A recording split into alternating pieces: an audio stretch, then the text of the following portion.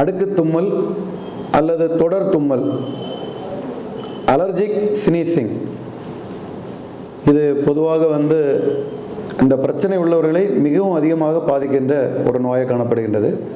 இவர்கள் தும்மி தும்மி கடைசியாக காய்ச்சலே வரும் அளவுக்கு, உடல் வலி, காய்ச்சல், சோறு வரும் அளவுக்கு தும்முவார்கள்.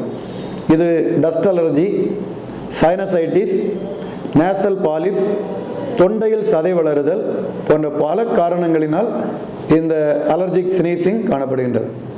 இந்த அலர்ஜிக் ஸ்னீசிங்குக்கு எளிய முறையில் இது சரியாக சின்ன வெங்காயச்சாறு, எலுமிச்சை பழச்சாறு, இதை நாட்டு சர்க்கரையில் கலந்து, சின்ன வெங்காயச்சாறு, எலுமிச்சை பழச்சாறு நாட்டு சர்க்கரையில் கலந்து காலை மாலை இருவேளை கொடுக்க நாளடைவில் இந்த பிரச்சனையிலிருந்து தீர்வு கிடைக்கும்.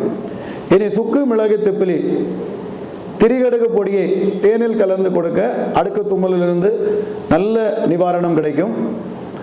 அடுத்ததாக ஓமப்பொடி, ஓமத்தை நன்றாக வறுத்து ஒரு துணியில் பொட்டணமாக கட்டி அடிக்கடி முகர்ந்து கொண்டே இருக்க வேண்டும்.